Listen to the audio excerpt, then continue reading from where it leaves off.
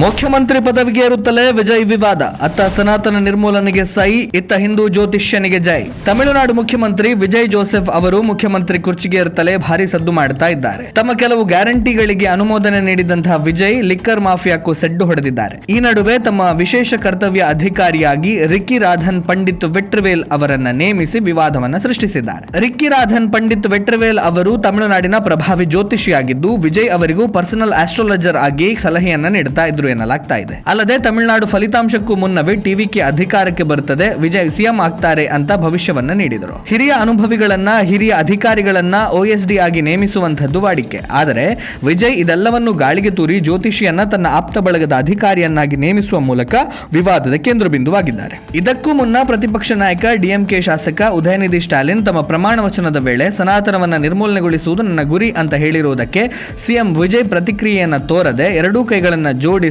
ಉದಯನಿಧಿಗೆ ನಮಿಸಿರುವಂತದ್ದು ವ್ಯಾಪಕ ಆಕ್ರೋಶಕ್ಕೆ ಗುರಿಯಾಗಿದೆ. ಒಂದು ವೇಳೆ ಉದಯನಿಧಿ ಕ್ರಿಶ್ಚಿಯನ್ ಅಥವಾ ಇಸ್ಲಾಂ ನಿರ್ಮೂಲನೆಗೊಳಿಸ್ತೇನೆ ಅಂತ ಪ್ರತಿಜ್ಞೆ ಸ್ವೀಕರಿಸ್ತಾ ಇದ್ದರೆ ಸಿಎಂ ವಿಜಯ್ ಸುಮ್ಮನಿರ್ತಾ ಇದ್ದರೆ ಅಂತ ನೆಟ್ಟಿಗರು ಪ್ರಶ್ನಿಸ್ತಾ ಇದ್ದಾರೆ.